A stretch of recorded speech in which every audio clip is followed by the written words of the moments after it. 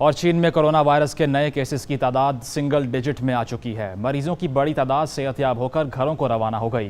करोड़ों शहरियों को लॉकडाउन रखने के बाद चीन में हालात मामूल पर आना शुरू हो गए हैं। कोरोना वायरस से निपटने वाले चीन के डॉक्टर्स अब दुनिया की मदद के लिए निकल पड़े हैं।